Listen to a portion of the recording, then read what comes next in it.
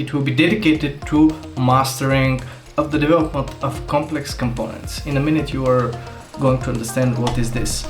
Basically we're going to review their JavaScript API, and as you can guess, we can use the already created architecture of our framework. We are going to review a few examples of from very basic such components to very complex ones. The hardest part is not actually to write that, this is simple. The hardest part is to understand what are these methods. Similar to how the DataPicker was working, we need to select this div, and then most of these scan to controls, they have this data method. Maybe the hardest part here is to find the actual JavaScript methods. But again, once you do it, it will really improve your test automation efforts. Hi guys, greetings from Bulgaria, I'm Anton, and this will be our next module from our course about developing advanced test automation frameworks. It will be dedicated to mastering of the development of complex components. In a minute you are going to understand what is this. Before that, if you haven't subscribed to the channel, please do so, hit the ring bell so that you get notified when new videos are published to the YouTube channel of Lambda Test. Also check the awesome Lambda Test blog, because there are so many advanced test automation articles that can really help you to be a much better test automation engineers. In the links below you will find reference articles and also the link to the GitHub repo. Don't forget to switch to the correct branch for this particular module about mastering complex components. I suggest to clone the repo and check the code while you are watching the video, because the code is complex, no matter my explanations. You will find also some jump links to particular parts of the video if you want to skip a particular part. So let's begin. Until now we have, I won't spend much time here, but the last time we were talking about configuration management, and before that we were executing our tests in the cloud. We're going to use that now as well. However, when we're talking about frameworks, there is also many often our websites are built not only with default HTML or HTML5 components, right? And thus we need to many times our developers, they are purchasing already complex built-in components to speed up the development of our web applications. They're quite extensive, they're quite complex, they're already tested. However, it can be a big challenge for us to automate them. Give me a second now. In the first part I'm going to show you some demonstrations about these controls and components.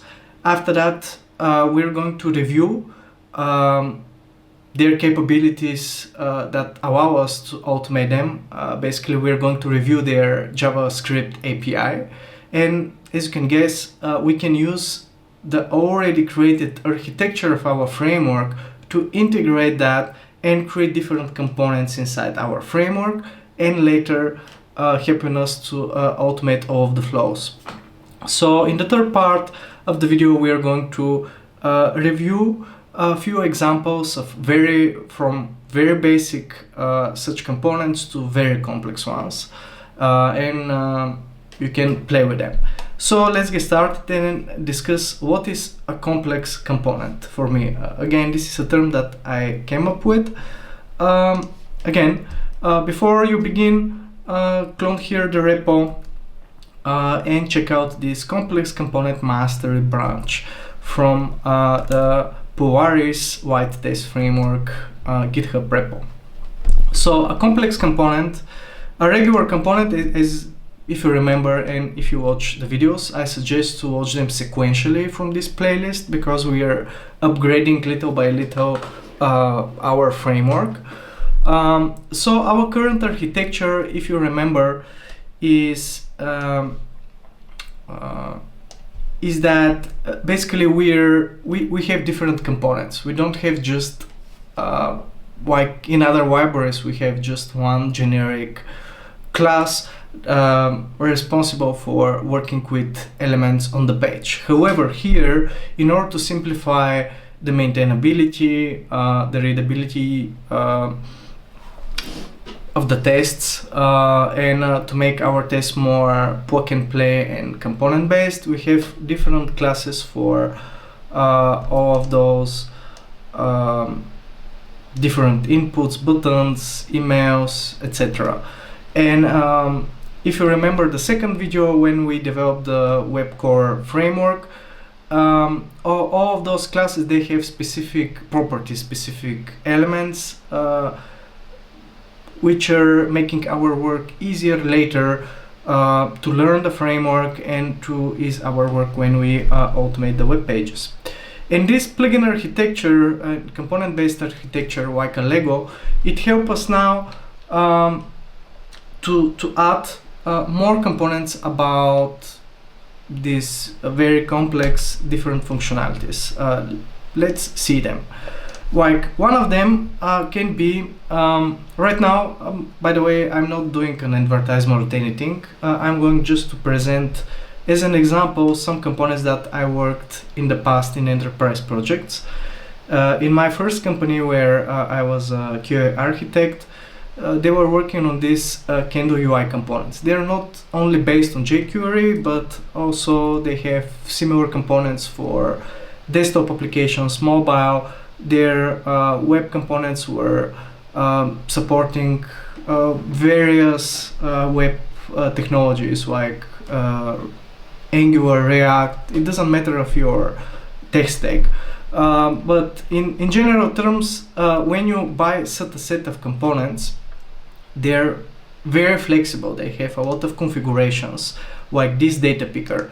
Of course, we have a regular DataPicker with HTML5.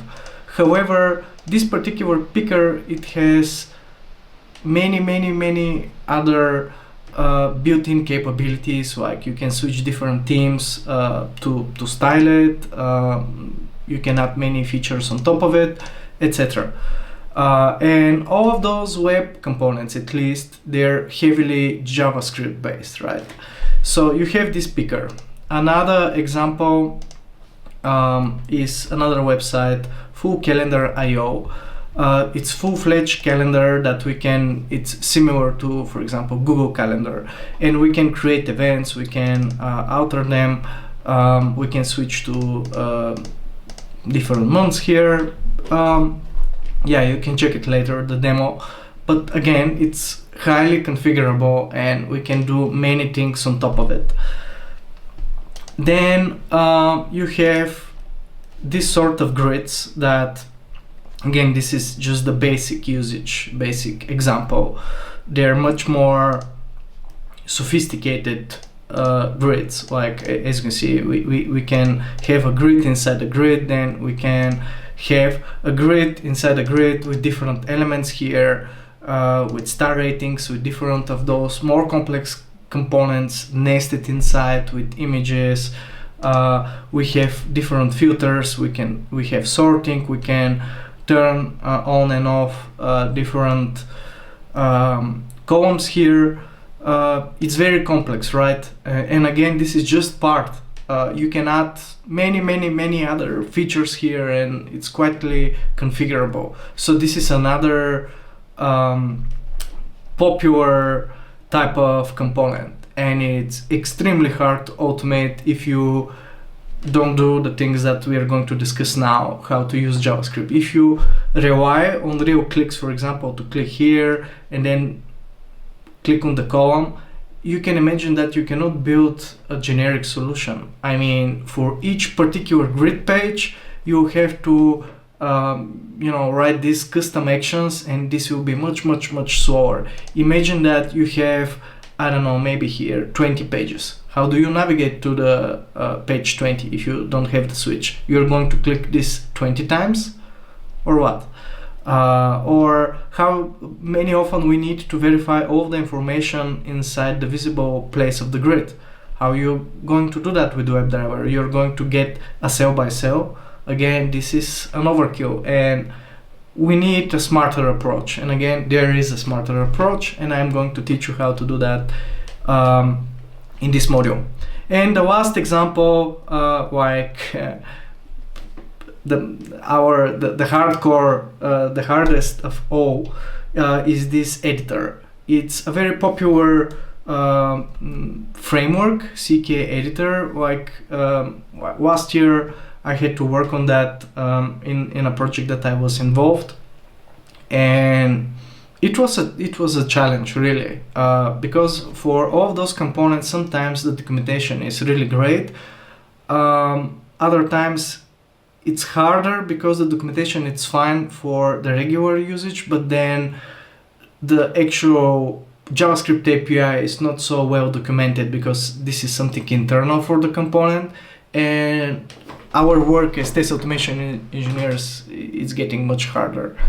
And part of the things that I'm going to teach you now is how to do this type of research, how to find all of those functions that you need, how you're going first to test them, and later how we are going to integrate them in the framework, and later how we are going to use the framework to automate some of the scenarios.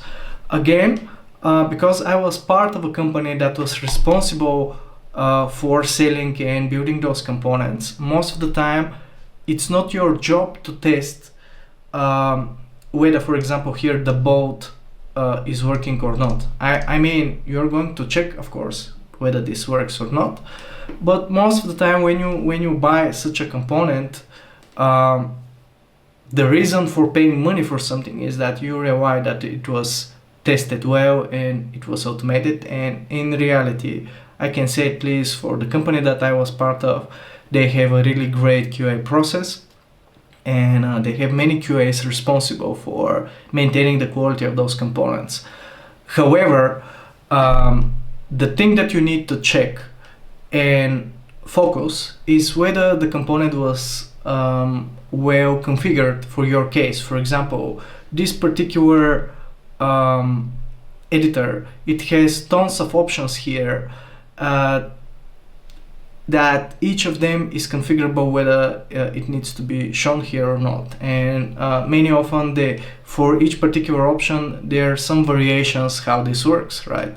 So you need to make sure that it's working in the right way described in your requirements and acceptance criteria. So maybe this is something that you want to have automated tests for.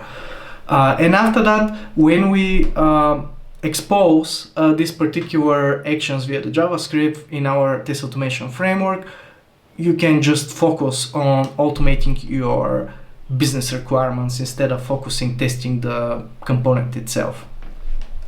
Okay, let's get started. While we already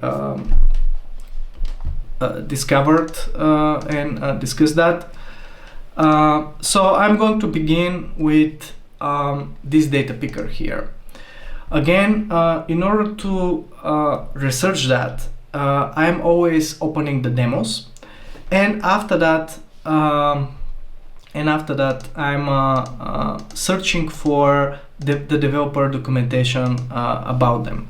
For example, here I have opened the DataPicker configuration, or I can open, as you can see, this is just the regular API reference here for the JavaScript UI for this particular DataPicker.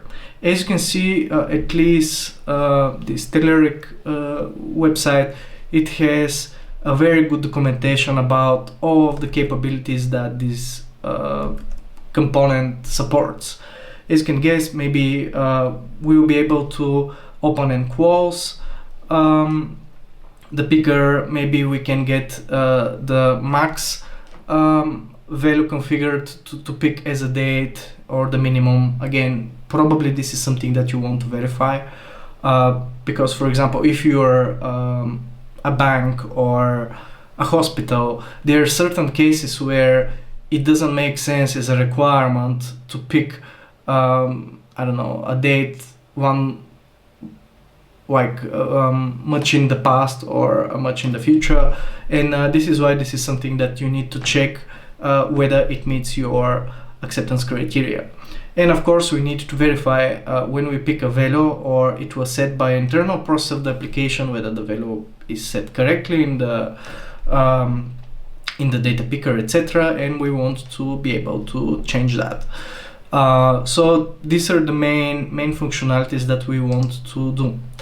Now, if we open Developer Tools with F12, we usually need to find the most of these controls. Right now, this is just a DataPicker and it's an input.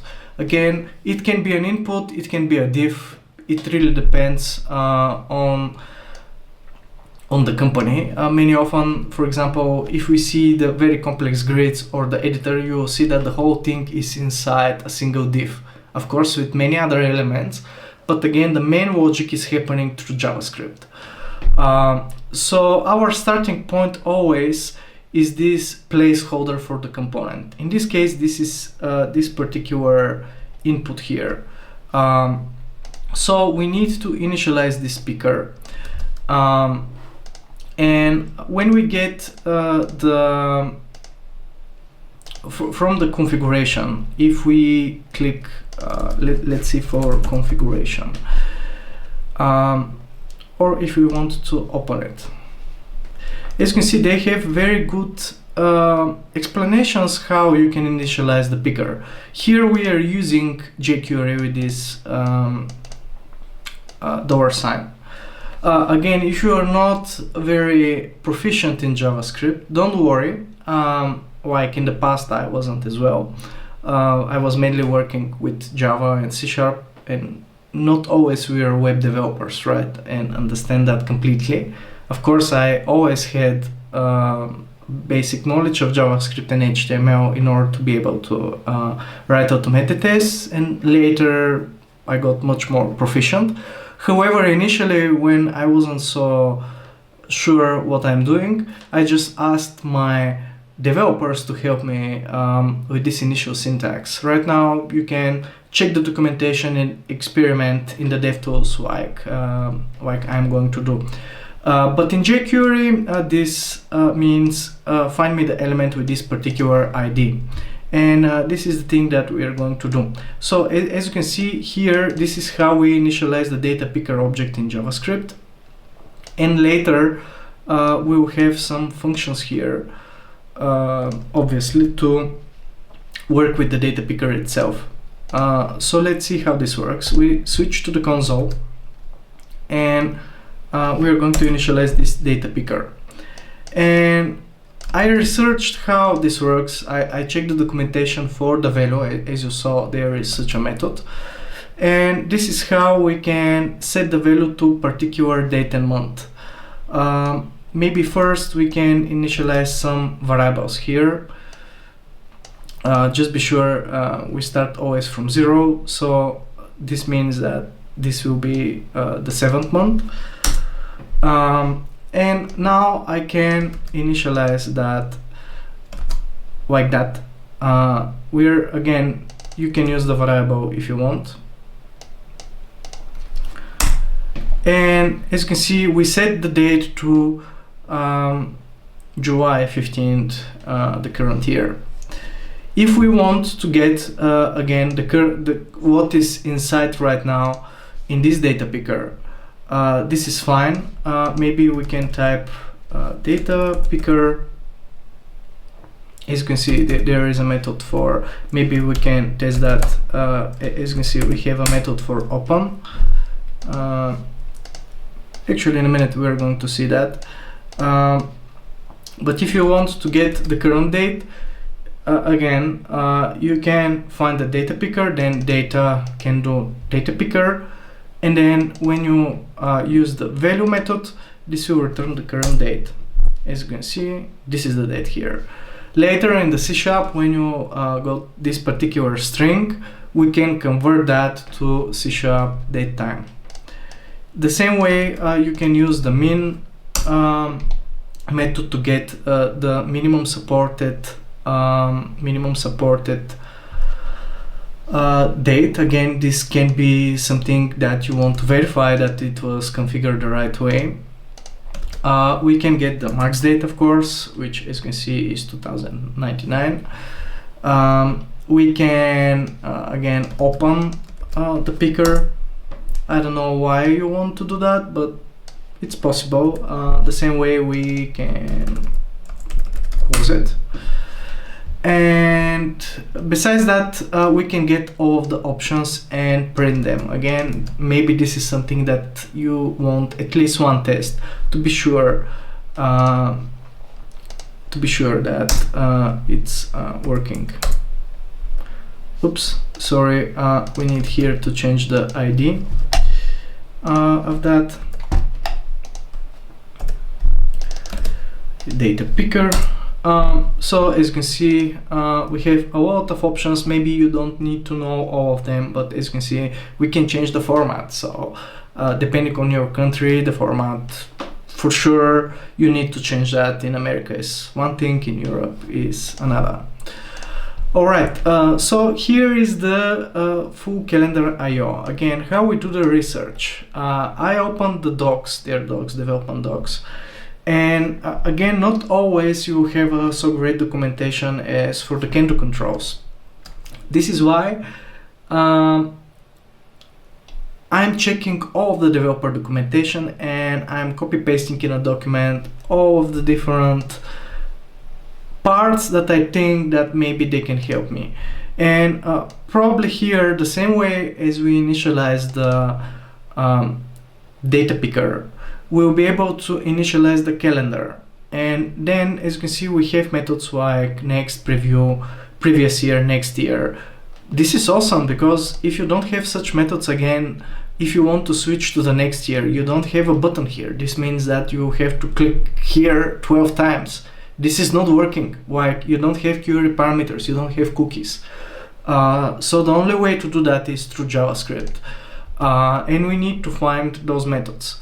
Sometimes you'll be able to find those in the documentation. Other times you'll just have to initialize the component and try to figure this out from the IntelliSense. Again, the way this works is we inspect the whole thing. As you can see here, we have a div. This is what I told you. It's not always an input or a regular HTML component. This is just a placeholder, a div with the ID calendar. And this is how we're going to initialize that. You can initialize that in a calendar. As you can see, I already tested that in this like that. And then you can say calendar dot FullCalendar next.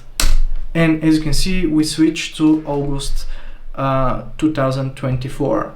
The same way we can return to the previous month. The same way we can get, for example, if I switch here, I can use today here to switch to the current day right now.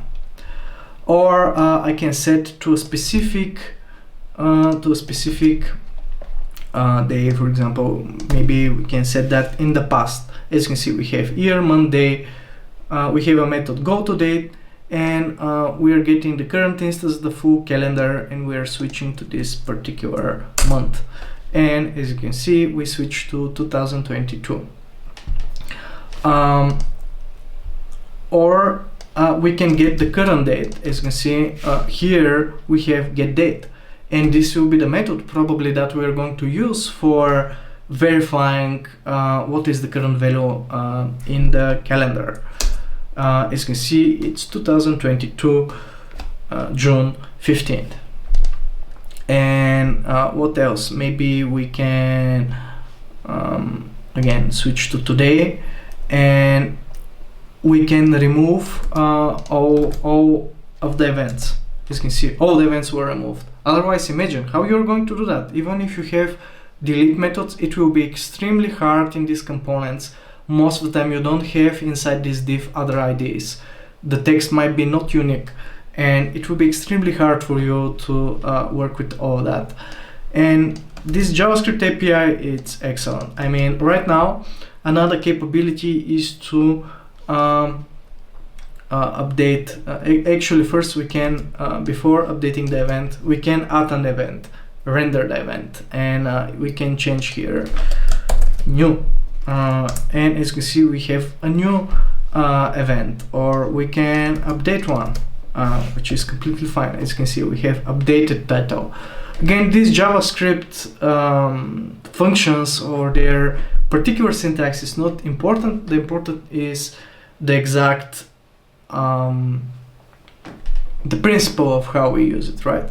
So before we proceed with the other more complex components like the grid, the color picker, and the rest, I want to show you how our tests are working and how they work. For these custom components that I showed you, I created a new custom controls tests. And as I said, in a minute we are going to review them, but inside our framework now, not the mobile project but the web, as you can see here, I have one namespace, a folder for regular components. Again, for the ones that are like regular anchor button, the regular normal HTML tags, right? And I have another one called component.js that are based on JavaScript, that are complex. You can come up with better name, I guess, but as you can see here, I will have different classes for all of them. I have a different component class or adapter for the color picker, for the data picker, for the grid, for the gouge, for the FullCalendar. Since the CK editor that I showed you, like that, it's similar to Word, it's much more complex, and this is why I created a separate folder and a namespace for it. But we'll go to there. Now, in this custom controls test, as you can see, the usage is very straightforward. I mean, it's very simple. Right now we are just navigating to the demo website, and after that we're just finding this JavaScript component through its ID. After that I'm using it as a normal component, like a regular HTML component. However, if we open the Can-Do data picker again, it's part of this namespace. I haven't implemented all of the methods. If you want, you can play with that and do that yourself. The way this works is that, if you remember, we have a base class for all of our web components. This web component adapter, it gives us the wrapped element, how the element was located with the find strategy. It gives us the lazy loading. This means that we're going to find the element just when we perform the actual action, not before that. And many other helper functions like hovering, focusing, setting the attribute, getting the attribute, other default methods for that are protected, etc. So we need to derive from it. This will be our base class. After that, all of the methods that we implement are actually just creating the actual JavaScript code as a string. You can use string format as me here, or you can use string interpolation and providing here the $sign. On purpose, most of the time I'm using string format because these are jQuery components, which means that we are using heavily inside the JavaScript $sign, and it will be quite confusing when you read it. This is why I use string format right now. But as you can see, we are just generating the following JavaScript here that I showed you before. This JavaScript, right? Yeah, this is this particular JavaScript. We are just setting all of those inside, right? But it's just on a single line where we provide the date. But as you can see, our method right now, it's accepting a real C# data time, and we are extracting from this data time object the actual year, month, and a day from it, and we get the ID from the find strategy that comes from our base class. Again, we can make this a little bit more complex. I won't do that now, to support different type of locators, not only ID, because sometimes you won't have the ID and you need CSS XPath or something else. For now, I will leave it a little bit more simple than that.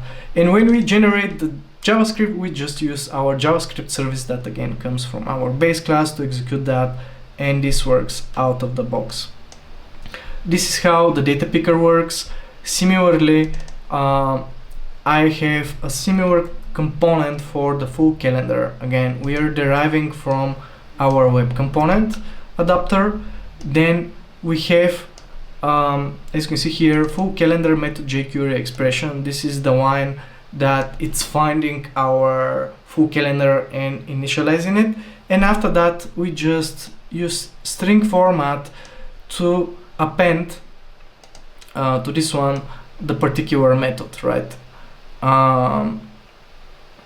And yeah, basically that's it. I mean, since if you remember the syntax for the FullCalendar, it was something like the following. For example, for the next, this is the syntax that we need, and this is why this will be replaced by the actual ID, and this will be replaced by the method that we provide here, next, previous, today. But again, the whole thing is that in all of those methods, the main thing that we do is that we generate these JavaScript strings and then we just execute them via the JavaScript service. The hardest part is not actually to write that. This is simple. The hardest part is to understand what are these methods, because many often, again, the documentation of those components is to describe how they need to be configured instead of providing you this JavaScript API.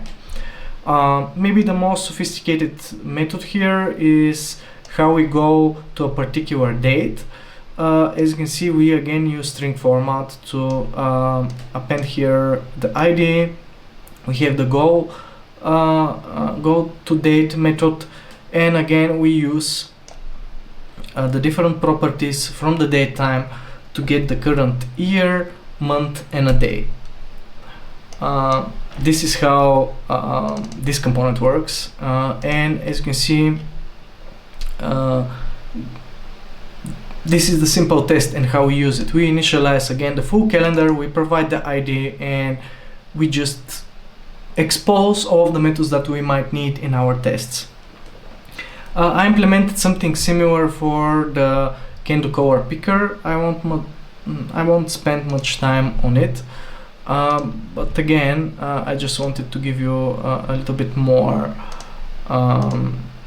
Here is the color picker. Again, we have a regular color picker in HTML5.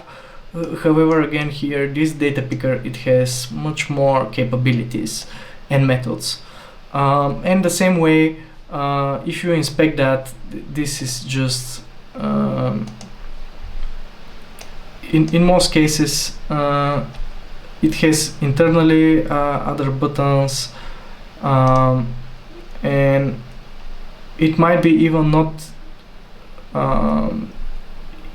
it's not an input, right? It's not like a regular HTML element, and it's not enough just to set the value even with JavaScript like we were doing for the HTML5 components, and you need JavaScript.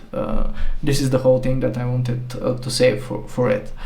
Now let's switch to even more interesting parts like the grid. First, before jumping to here, because it's a bit more complex, I want to show you how our grid tests are working.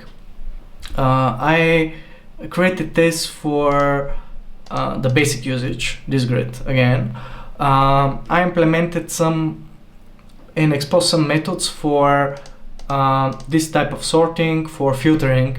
Even as you can see here, we don't have a filter, but sometimes this is very, very useful, even if it's not exposed, because many often we want again to get the data from the grid and assert it, but with C# objects. We don't want just contains, because you're not sure where the particular string was, right? Also, jumping to the particular pages, again, if you don't use JavaScript, you don't have another way. So yeah, I built some tests for that. And the way this works is, again, we have a can do grid component.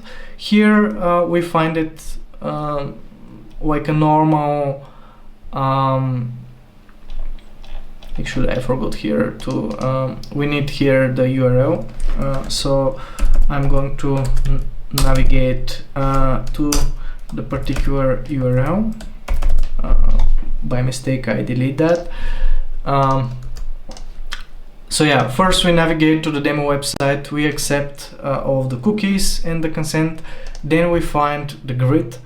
Heavily, as you will see, we have some internal weights, because if we refresh here, you will see that it's using a lot of asynchronous calls, and also this is heavily dependent on what is the data binding, whether it's doing underneath some web calls to a particular web API, or I don't know, some other way, because there are like at least 10 different ways how you can fetch your data. And as you can see, we have a method called getItems. This is maybe one of the most complex ones, and it's returning actual C# objects. As you can see, we have a model class that it contains a contact name, contact title, company name, country. And if we return to the grid, you will see that actually these are the exact columns here in the grid.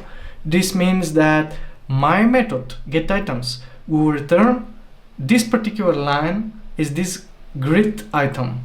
And not only that, it will return all of those lines inside the list as C# objects. And later we can use native and unit assertions to verify that all the data that we want here is really here. And sometimes it's not just viewing the data, but there are more complex scenarios where the application is doing something on this data and you want to verify it, and whether it's displayed properly, because even if it's fetched inside the database and saved the right way, it doesn't mean that here it was displayed the right way, because sometimes there's some JavaScript code that it's, you know, pre-formatting something, etc. It really depends. There are many different cases.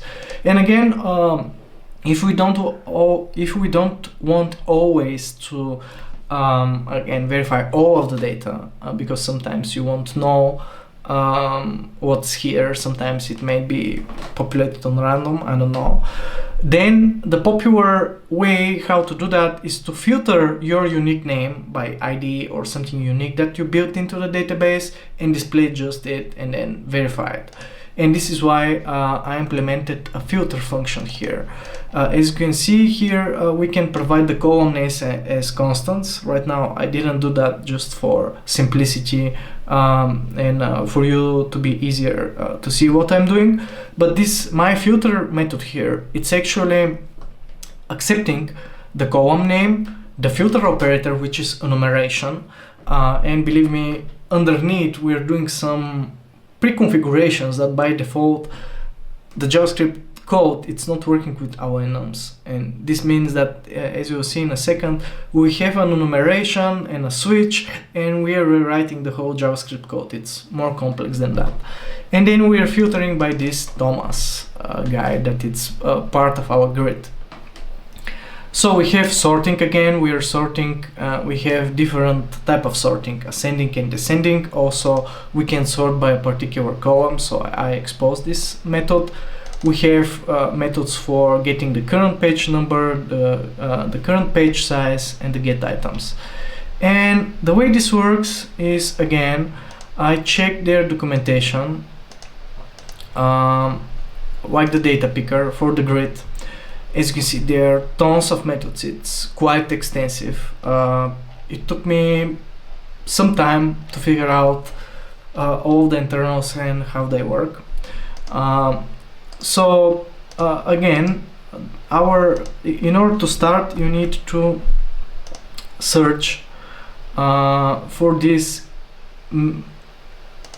for the initial div that it's holding the whole thing.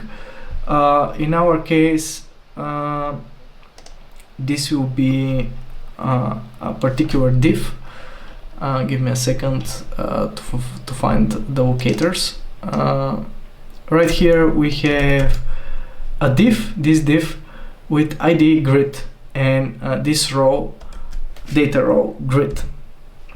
This is the div that you need. Again, I understood that from their documentation. So this is the div that you need. And after that, similarly to how the DataPicker was working, we need to select this div, and then most of these can-do controls, they have this data method where we basically say this particular div is actually a can-do grid, give me its data, please allow me to work with it. So right now, if I want to get the current data, get the total number of rows, I can use this data source total, and you will see in our component that many often we are working quite extensively with this data source. And as you can see, we have 91 rows. We can get the current page size. So what is the page size? This is the page size. So again, this is maybe something that you want to verify. We have 20 pages. We can change the page size. There is such a method. So this is the method to change the page size. So we can switch to 10. We can navigate to a particular page, for example, page 5. As you can see right now, we have 5. Maybe we can go to 10. As you can see, we navigated to page 10, which is awesome. Otherwise, I told you, you need to do like tons of clicks in order to do that. Now, as you can see right now, we don't. Maybe we need to reload that. Again, in order to reload the grid, there is a method for that. So we are going to reload it, or I'm going to refresh the page now to see all the stuff inside. And maybe we can sort by a particular column, maybe by contact name. Contact name, the ascending.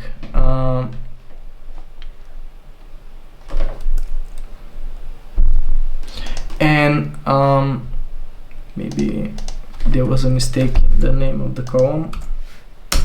Yeah, it needs to be without the space. And as you can see right now, we sorted by this particular column, or you can do that for all of the columns. It's up to you.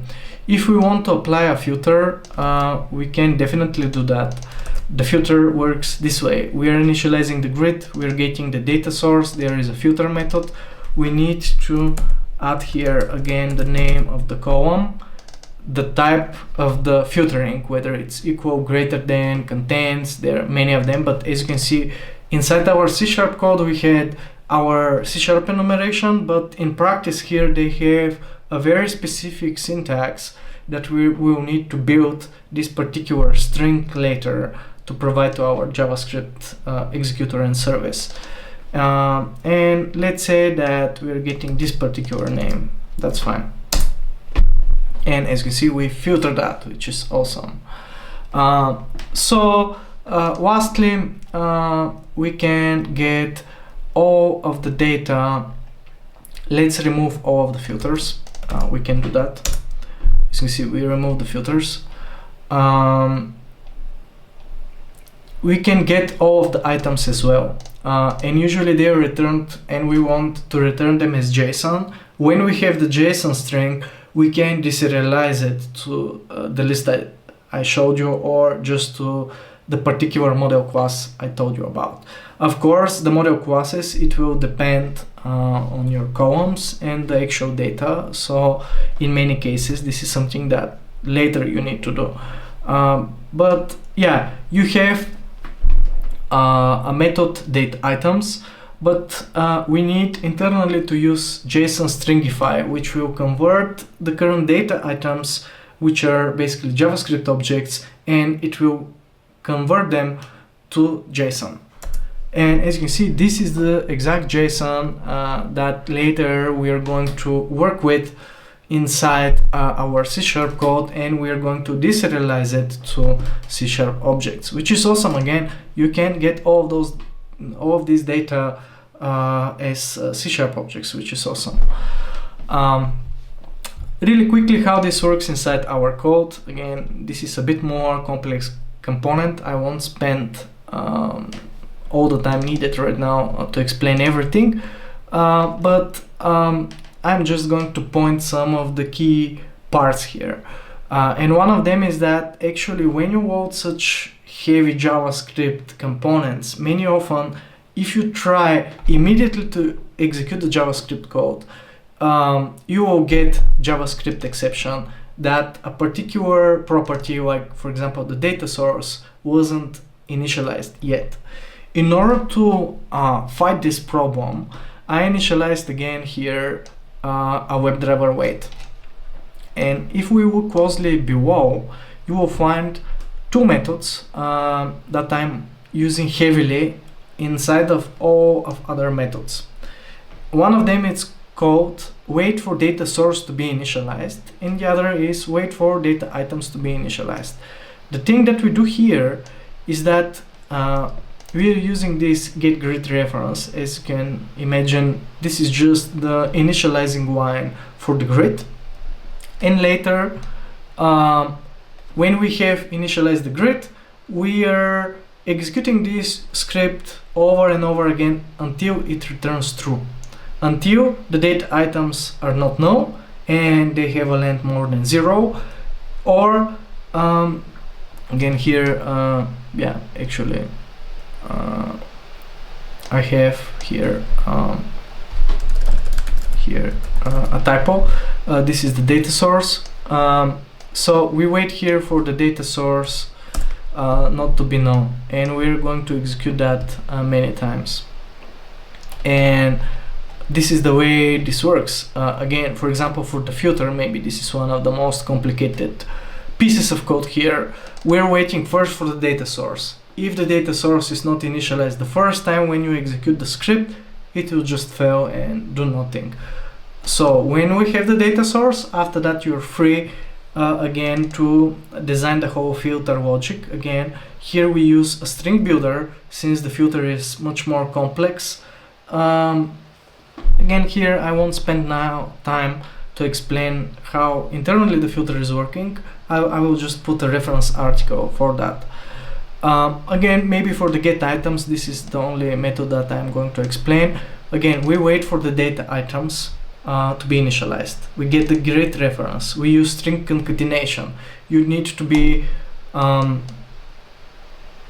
very comfortable to use all of the string library methods like string concatenation, string builders, and all of the rest.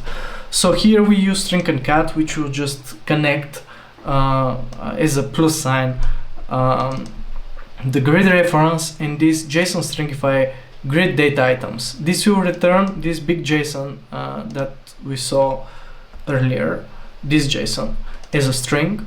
When we have this particular string, we use JSON converter that comes from Newtonsoft JSON, or you can use the native .NET Core JSON library for doing that. But this is a native library for working with JSONs that is just converting the JSON to your list of model class. This is a generic method that here we need to provide our model class, which in our case is the grid item. If it was something else, you need to provide another model class. That's it. In a similar fashion, other functions are working, like change page size. That's fine. We get the grid reference, then we use string concatenation to again initialize the grid, and then we use grid data source page size and provide the new size, but as an integer. Your methods, your users require just the integer. That's it. After that, again, for all of the people, you just need one person in your team that is responsible for building once all of those controls. After that, all other engineers will just use them as something natively part of the framework or part of WebDriver, etc. which is awesome, right? And may often at the end of all of those operations, we're calling wait for Ajax, which will wait for all of those asynchronous actions to happen. That's it. Lastly, let's see the most sophisticated, in my opinion, component, which is basically this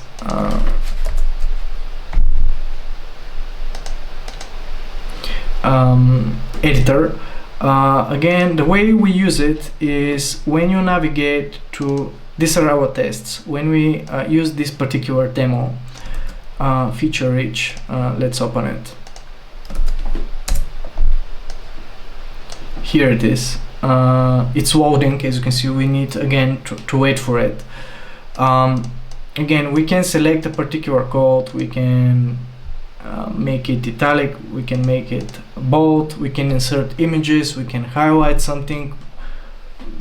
A lot of stuff can be done here. It's like full-fledged editor, right?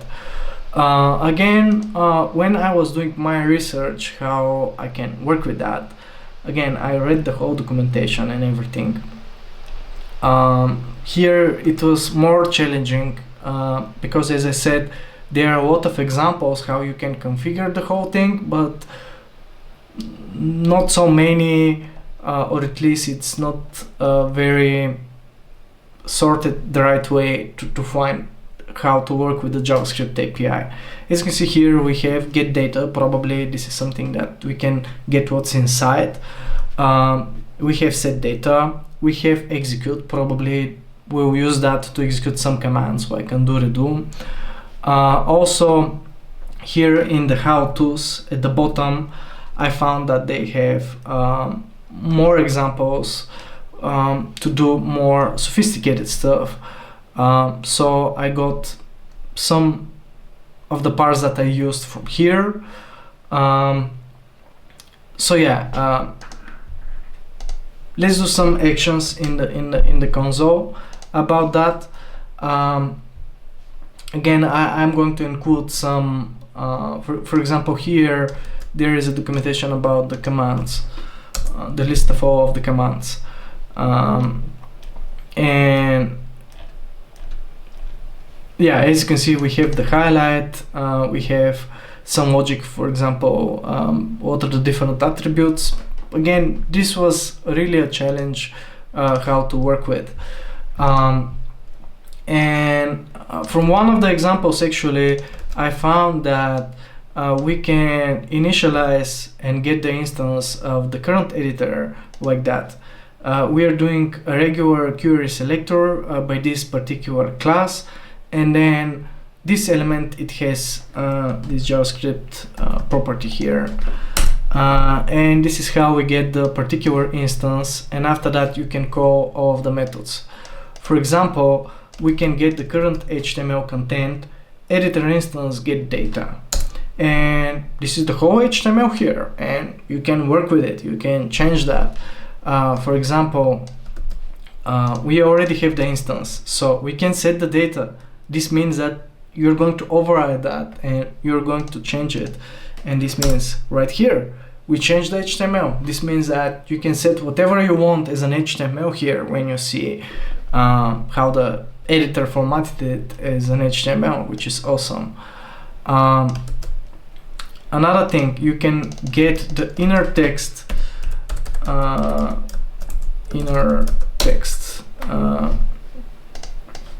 the editor if there is some your text goes here, right? Inner text. We can clear the text like that, so we can set the data. This means, again, this will clear everything. You see now that it's empty, right? I'm going to refresh that. So again, I'm going to initialize my editor, and now we want to select all of the text to do something. And again, from there was documentation about shortcuts, for example, keystrokes. I found that when we use editor instance editing view document fire, and we can simulate control plus a, which, as you know, is selecting all the text. Sometimes, of course, there's some bugs, like maybe not all of them are going to work. Yeah, this is an example. This was working like 1 week ago. You need to be careful, and this is an example where when this is not an official API but internal of the component, many often, especially for this component, it happened many times, they change the internal APIs, and this is a problem because this will break your tests. However, we can, for example, if we select something like that, you can execute a command. This is how we execute particular commands. Command get bold.execute, and as you can see, we bolded the thing.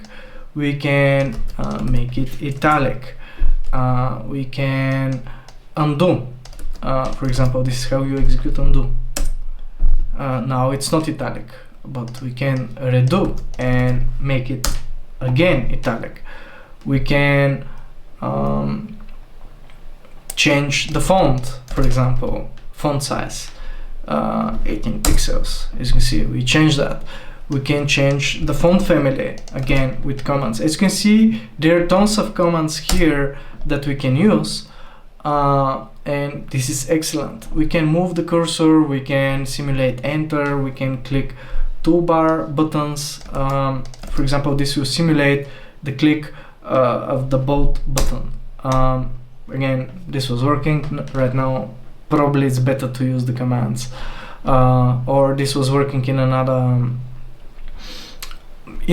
configuration of this component. Anyway, these are my tests. I'm again navigating to the example. Then I'm getting the CK editor component. I'm saying that it needs to be clickable.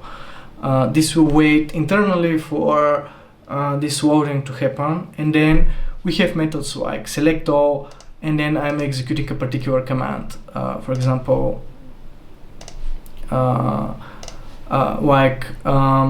bolding the text, or getting the text, or getting the HTML.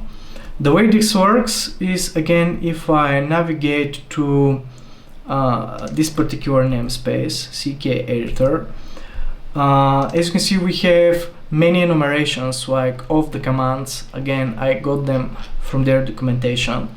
I have some extensions, like, for example, matching my enumeration to the actual command name. This is how I'm going to execute the commands. And we have other enumerations, like different heading options, highlight colors that they support, and many other things. But if we go to the particular component now, CK editor component, it works the same way. We here derive from this web component. I have the text area, this CK editor editable. This is my wrapped element. I'm executing most of the stuff against this text area. And as you can see here, as arguments 0, I'm just again initializing all of those JavaScript snippets that I showed you before. Sometimes we can, for example, setting the text, we can do that against the text area and its wrapped element.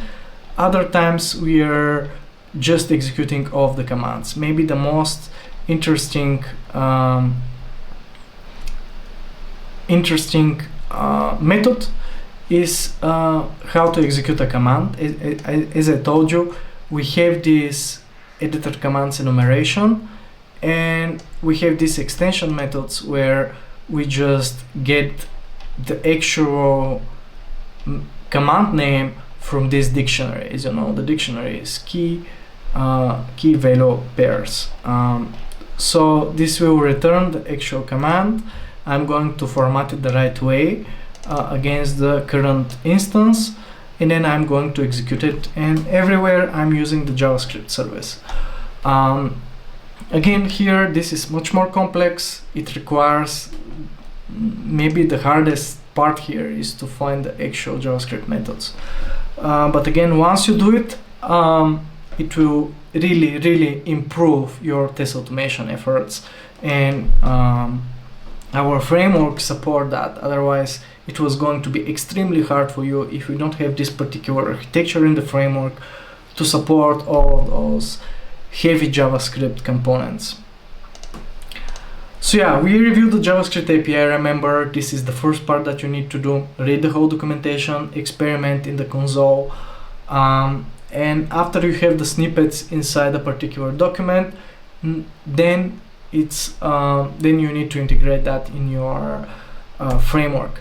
And you saw the implementation. We always derive from our web component, and then basically you need to be very proficient in using the string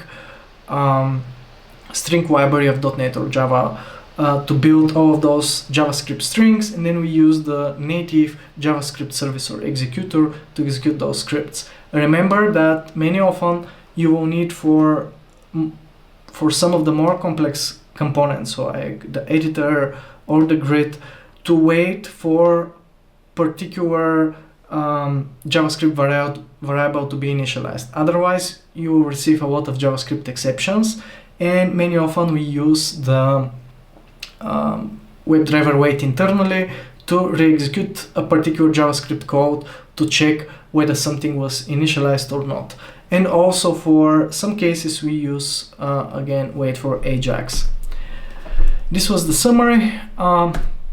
In the next video, in the next module, we're going to talk about adding more troubleshooting capabilities to our framework to ease the analysis of determining the errors in our tests, why they failed, whether this is a real bug or a problem in the tests. Stay tuned. Thank you for watching. If you have any questions, put them in the comment section below. Also check the Awesome Lambda test blog and the community website.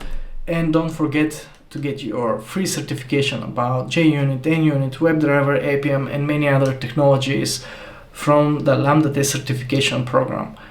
Thank you for watching, and see you in the next module.